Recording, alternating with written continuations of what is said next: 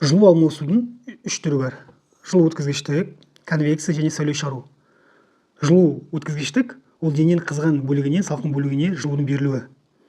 Мысалға бірінші сурет қарастырайық. Мында қызған дене, мысалы мына ыдыс, оны тағамға жылу беріліп жатыр. Соның арқасында бұл тағам піседі. Жылу өткізгішке тағы мысал ретінде үтікті алуға. Үтік қызғанда біз киімді үтіктейміз. Сол кезде үтіктен қызған бөлігінен киімнің салқын бөлігіне жылу беріледі. Келесі конвекция. Конвекция сұйықтар мен газ қабаттарының ағыны арқылы жылу энергиясының берілуі. Мысалы мына суретті қарастырайық. Мұнда бізде кішкентай от жанғанда ауа жылиды. Жылғанда жылы ауа жоғары көтеріледі, салқын ауа төмен түседі.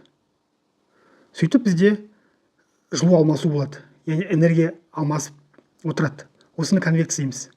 Конвекция тағы мысал ретінде кондиционерді айтуға болады. Кондиционер қосқанда жоғары жағында бізде жылы ауа болады. Ол салқындайды. Салқындағасын Архимед заңына сәйкес төмен түседі. Төмендегі салқын ауа, жылы ауа көтеріледі, қайтадан салқындайды, қайтып түседі. Сөйтіп жылу алмасу болады. Ауа қабаттары ауысып тұрады. Келесі мысал бізде конвекцияға атмосферада болып жатқан құбылыстар айтуға болады. Яғни жылу бізде салқын ауалардың араласуы, ауа райының өзгеруі барлығы конвекцияға байланысты. Сонымен қатар жылу батареясын айтуға болады. Салқын ауа төмен болғасын батарея бізде төмен орналасады. Төмен жағы жылығанда Архимед заңына сәйкес олар ауа қабаты көтеріледі. Жоғарыдағы салқын ауа төмен түседі, ол қайтып түседі, қайтып көтеріледі. Осының барлығы конвекция мысал болады. Келесі сәуле шығару. Сәуле шығару өзінің аты айтып отырғандай энергияның бір денеден екінші денеге электромагниттік толқындар арқылы берілуі процесі.